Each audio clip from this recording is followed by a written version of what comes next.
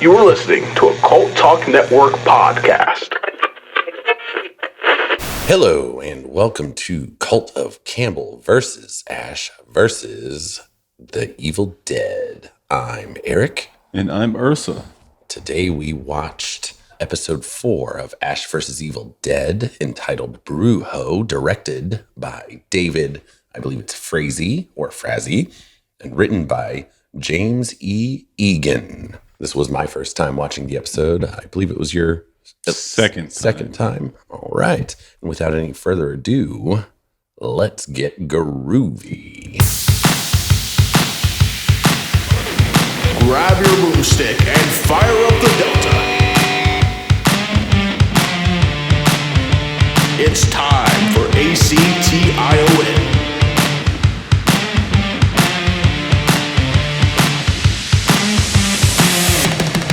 Join the Cult of Campbell. Groovy.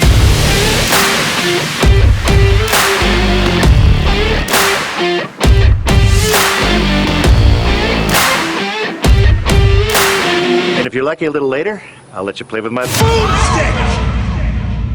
All right, Ursa, what did we watch today? So in this episode, we pick up with Amanda in the Lucy Lawless's character. Lawless, yeah, and then they were in the, what was the shop called? The bookstore. The bookstore guy. That bookstore shop. What was his name? I don't remember. We'll have to look that up. I'll look it up while we got the Deadite bookstore owner. That's right. Trying to kill Amanda, who is handcuffed. Right. To the wall, like Ash just left her there. Lucy Lawless comes in and saves her. Yep. Kind of spears him to the wall. We think he's dead for a little bit while Lucy acts all mysterious. Yes, very mysterious. Yeah. I wonder why. I don't know. And then we cut to the Ghost Beaters. That's right. The Ghost Beaters. Driving to the Brujas. And they're being chased by the entity. Yeah. The first time we actually see the entity. That's right. Like a smoke trail. Just a green misty smoke, and it's pursuing them. This seems to fuck up your electronics. Yeah, because all the dash lights are flashing. The radio is fucking up. Yep. Then it starts kind of like wrestling with the steering wheel with them too. Kind of, almost runs them head on into another car. Yeah. That then just straight fucks that car. I know. That car just gets knocked into oblivion. I know. It's like, oh my God. And something's up with Kelly. She's like got a headache. She's not feeling good. She's puking. Yeah, puking out the window and everything. That's kind of right before the entity starts really, really chasing them down. And I think I called it early on, but I won't spoil it for us in our podcast recap. So we're driving down the road. We pull into the Brujas, just barely outrunning the entity. Yeah, and now we learn that the entity can't enter their property. Right. The Brujas got some type of some magic talismans, some voodoo stuff going creepy on, heads, big mannequin heads hanging everywhere. Yeah, I'm thinking they should bring some of those with them if it's that effective against the. Totally, I would have those mannequin heads hanging all around the car and the trailer. That's right. All together. Then I would have the Bruja bless my passage. My vehicle. There you go. My clothes. Just whatever you got to do. Just bless it all. Yeah, just bless everything. And they get on his property, and we actually meet the Brujo pretty right away. Really, he kind of starts undressing Ash, so to speak, or dressing him down. I guess is the saying, not undressing. He tears him apart. It's great. He's like, "You're lazy," and you can just tell by looking at him. Foul mouth. And we kind of that fades into the background as Kelly just has one of her massive thunderclap headaches there, where she's looking at one of those totem things. Talisman things. Yeah. Kind of. I don't think. Does anybody even notice that she's really? I think so. At that point, I think Pedro does, and he takes her to the trailer. Ash and the Bruja go in, and he makes him up ayahuasca with some maggot juice in it. I know. It's like, why did they have to add the maggots to their ayahuasca? I don't know, man. Maybe just the extra flavor, a little zing. Delicious. And I can't believe Ash he pretty much drinks it. He's just like, I mean, I was thinking about that when we was watching it. Like, if I sat down and seen all that weird shit as me myself in this universe, I'd be like, this motherfucker. But I mean, in that universe, I'd be like, okay, yeah, whatever. You know about this stuff. I really don't. So, what do you need me to do? Right. What do I got to do to defeat the dead here, the evil? Maggot juice? Sure. All right. I'd want to chase her maybe, though. Yeah, he didn't even give him anything to chase that with. Yeah, I'm not much of a chaser guy, but I think that's one I would need a chaser for. And that kind of sends us right into that. He starts tripping out pretty much right away, too. Or That's great. I have no idea why people do. I've never done hallucinogenics, so I mean, I don't know if it actually looks like that, but if it does, I don't know why you would want to do it. Right. Yeah, that just doesn't. Because first thing he sees is that eyeball in the Brujo's mouth while he's like face is melting and he's got that eyeball in his mouth and he chews on it and it's like it's gross. And Ash is like, no, I don't want this anymore. Nope. It goes through a series of weird, trippy shots of like it's like a flashback of his life. It's like his life playing before his eyes. Yeah, a lot of TV time in those flashbacks. I think maybe that was the implication. Like he spent a lot of his childhood. He was raised by the television. Yeah, maybe. There we go. That might explain a lot. But then we also get some recaps from. I'm assuming that's Evil Dead 2. Or it looked like it. Yeah. And then we see his, his tour of every value stop. around the map. Yes, I forgot about that. Then he wakes up and he's like being buried alive with his eyes like shown. So I wasn't a huge fan of the special effects for the eyes being sewn shut eyes. It just didn't look. I don't know. I kind of noticed it like right away. It wasn't really convincing. His missing hand this time wasn't all that good either. Come to think of it, before you could kind of just tell that wrist was the same length as his other arm. You know what I mean? Like it's just tucked in his sleeve because he lost his wooden hand. Although this was a pretty effects-heavy episode in general. It was, yeah. I just wish they would have blended that in a little better. Just a little more blending there. Just a little bit. He's like surrounded by these people with... I don't think I've ever seen anybody with their eyes sewn shut. So, I mean, I've got nothing to base this off of. I guess you're... Yeah, I can't say I have either. Completely possible. It looks accurate. Just like shitty latex layered over your eyes. Yeah, that's what it looks like. Yeah, totally. In real life. So he can't see anything around him, but he can tell he's surrounded. There's these weird people with like, I don't know, burlap. They have like sack hoods. Heads. And some of them are kind of dressed like him, and some of them are kind of dressed like, the nurse from Dead by Daylight. Oh, that's what the ones remind me of. The ones. Oh, yeah, that's a good point. Oh. But it's like, I just thought about this, but like no actor on that particular part of the set could see it shit. They had sacks over their heads. Bruce definitely had something over his eyes. Oh, yeah, that's a good point. Everyone's just milling around on That's probably why they shot it so close. Like, after he gets up and starts moving around, that's probably why they shot it so close. Yeah. That'd be my guess. Yeah. Kind of reduce the blind chaos. It was pretty close until, he realized it's his trip and he's in control. Yeah. Kind of like lucid dreaming, I guess. Yeah. And then he's able to open his eyes. And he's got his chainsaw back. Yep. Yeah, that's right. And they all start kind of backing off. Is that where he meets Eli? No, not yet. Not yet. I don't think he meets Eli till he's in Jackson. I think you're right. It was like his dream place was like the next place they go. Yeah, once he takes full control. Jacksonville, Florida. It's where the answer is, we find out. And he immediately, that's when he realizes he's got both of his hands. So he needs 2 beers. 2 beers. He's just sitting on the dock with his legs kicked up, drinking these 2 beers. Looking over Jackson, Florida.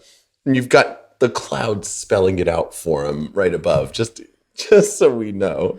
Brujo's like, so this is where the answer is. Makes you think about like how much of this. I mean, I imagine a good bit of it's scripted, but it makes me think about how many lines that are added in that are improv. Oh yeah, yeah. Well, I wonder how much Bruce gets to improv during the shooting of these episodes. I wish I knew. Yeah, we'll have to find out. We'll have to look into that, or if you guys have the answer, let us know. I'd be curious because he's a pretty funny guy. I watch him in interviews and stuff, and I mean, he's hilarious. He can outshine most of the talk show hosts I've seen him talking to. Yeah, definitely. I think at this point, do we cut back to what Kelly's got going on. Kelly and Pablo. Yeah, Kelly's in the trailer. She's still like having the massive headache. Yeah. Not feeling well. No. Pablo comes in with a big bag of video game stuff. She's like, this is not the time for video games. I don't know. I can't play video games with a headache either. So No, But makes sense. he's like, no, we're gonna make Ash, a new hand. Oh, which I'm excited for. I think Robo Hand on Ash is a cool idea. He pulls out like this discount Nintendo Power Glove. He's just gonna, base the hand around.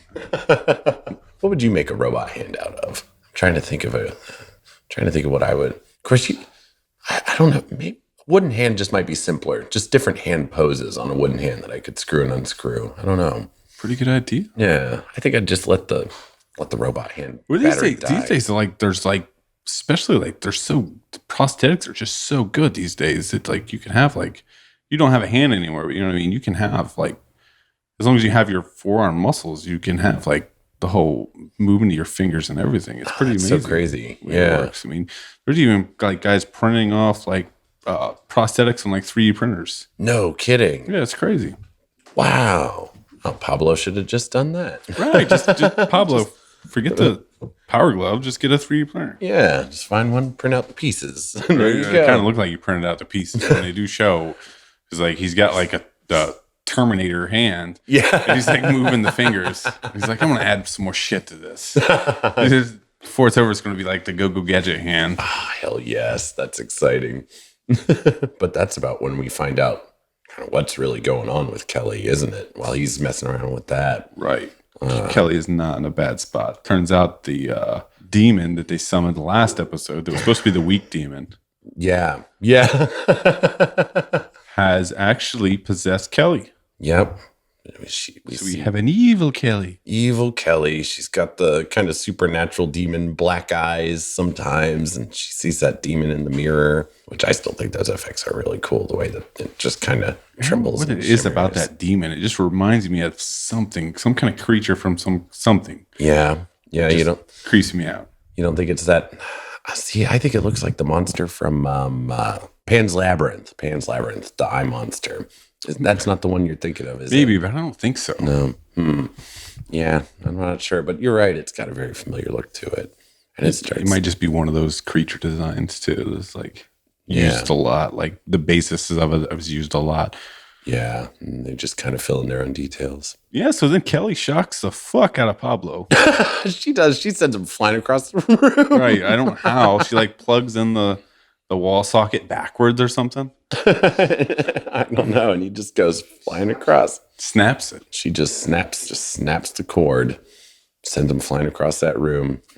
Yeah. And then she goes and oh no, but Brujo, the Pablo got shocked. Poor Ash is still stuck in a trip. Yep, still stuck at a trip, enjoying the beers.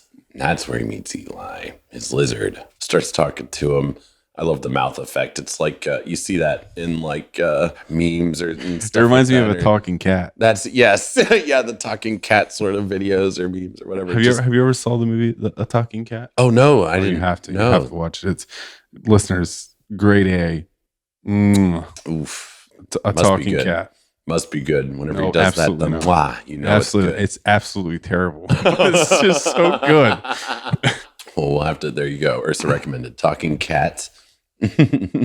Comparable to Eli, the talking lizard now in Bruce's trip. And he does kind of keep reminding him it's his trip. Yeah, hey, it's your trip. Yeah. Stop, or you're going to be stuck here forever. Right. You're still in control. Yeah. And that's where Demon Kelly comes in and she starts fucking with Bruce's trip, man. Jackson, Florida clouds start changing into a new message for Ash.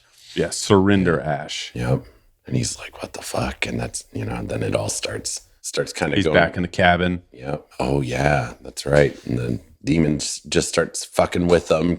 He ends up in a jar at one point, and this really weird effect where it's just his face stretched out inside of a glass jar. And he's back in the value stop warehouse with all the little Lindas Little lilies or lilies. the lily dolls. That's it, the lily dolls. And he Those starts, dolls are pretty creepy. Yeah, I think that's a pretty creepy monster to have in here. They're one of my favorites. I'm kind of glad they brought that back. Me too. He's just getting his ass kicked by this demon at this point. And he's like, "Oh yeah, it's my trip." Yeah. Now I remember. Now I remember. Thanks, Eli. Holds out his hand and he's got the demon subdued and he just kind of fucking squeezes Lily Doll's head. And back in real life, he's just absolutely choking out Evil Kelly and backing her up against the wall. I love how he just, once he gets her to the wall, he just kind of lifts her up off of her feet. He's like superhuman strength almost, but he looks totally zoned out still. He's not even looking at her. He looks like pretend sleepwalking Yeah. at this point. Kind of head down to the side. No clue. He's not here. He's in his trip. Yep. He's checked out. He's in there holding his hand out, kind of with the force keeping the demon at bay. But that's about when they come in and find him and they just see Ash choking Kelly. Yeah. And then Pablo whops him in the head with the mortar and takes his cheap shot, knocks Bruce out. Boy. And Kelly's like, "Thank you for saving me, Pablo." Dun, dun, dun. And then we see her demonize. Yeah. And then bam. That's it. That was it. That's right. Oh, that cliffhanger pissed me off. It's like, that's where you're going to leave us? Yeah, not a fan. No. Terrible. We're in a terrible situation. It's just like one of those things where they're like, this is why I binge watch. Yeah, I know. There you go. Yeah. Like, you do this to me. Yeah. This is why, like on my day off, I'll sit around in bed watching Netflix for like 18 hours because of stuff like this. You think to yourself, I'll just watch the one episode. It's never just the one episode. I'm just pushing blame for my laziness. Everything else. I will jump on that bandwagon happily. It's hard for us to do one of these episodes a day, too. We usually record more than one in a day. And I think part of it is that kind of like, I got to see what happens next. Right. Especially for me, because I have not seen any of these episodes before. And there we go. That's the entire breakdown of the episode. That is. And now we're gonna get into the quality of it, and we're gonna rate her out of 5 when we come back. But first, let's talk about Patreon. You can join our groovy tier now for only $3, which includes monthly bonus episodes, early access to all Cult Talk Net podcasts, full-length audio watch-alongs, and access to our private Cult Talk Net Facebook community. Or you can join our certified groovy tier, now only $5 a month, which includes an additional certified groovy bonus episode, early recorded beta test podcast episodes on non-Campbell movies, including Jurassic Park, Tremors, Willy's Wonderland, and more. Plus, more certified groovy exclusive tier content. That is patreon.com/culttalknet. And this month's episode. Follow the cult as we dive into the 2013 remake of Evil Dead. Will it be rated groovy, not groovy? Can you rate it groovy without the man, the myth, the legend himself? Join Patreon to find out. And our certified groovy exclusive bonus episode, I will be taking on Maniac Cop 2 and 3 in a very special completionist episode to find out what the rating is on the rest of Maniac Cop 2 and the third entry, Maniac Cop 3, Batch of Silence. And now, back to the show. Yo, she-bitch. Let's go. Okay, so we're going to get right into it. What is the quality of Campbell in this episode? We're going to rate it out of 5. Ursa, what do you think? I'm going to give it 3 Evil Kellys out of 5. 3 Evil Kellys out of 5. Okay. And it was a good episode, but like honestly, it was just a lot of filler. You think so? Yeah. That's what it felt like. Yeah, we didn't really learn. By the time things like started happening, it was, it's over. Because, it really didn't, I was expecting some answers, but it really didn't give us much of anything. We know that there's something about Bruce, it seems like when he shoots first and thinks never, it kind of unleashes some sort of Ash power within him, that El Jefe-ness, but we never really found out. It's kind of like going to a therapist when they're just like, what do you think you should do about it? They don't actually give you answers. It's like, what do you think you should do about it? They guide you to the answer, maybe, is what they're trying to do, maybe. And this Brujo, he wasn't terribly helpful to Bruce. He was just kind of he didn't notice Kelly was evil. No.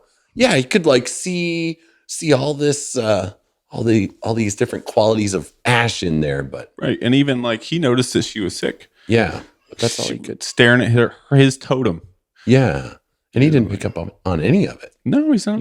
Not a very good Witch doctor. Not a very good shaman. Yeah. I wonder. Or at least maybe a very specified one. Maybe he just doesn't have face. Just have face. That's all he deals in.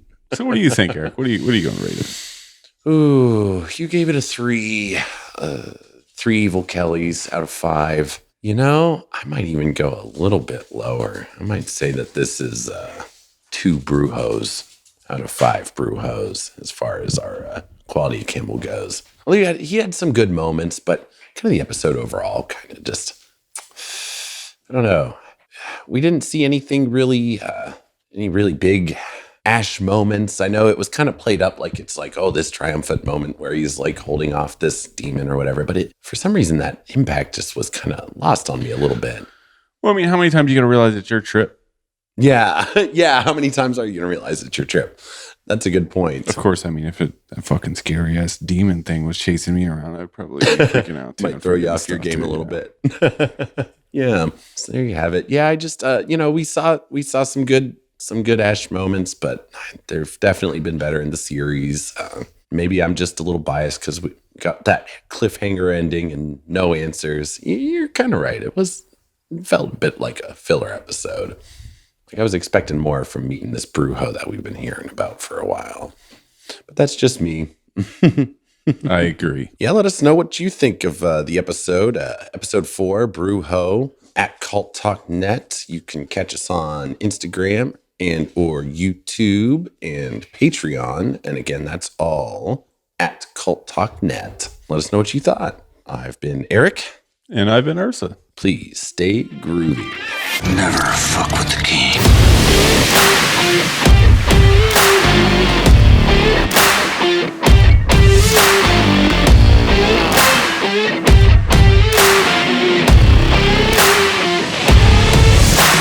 That's it? That's the best you got? Yeah. Oh, that sucks.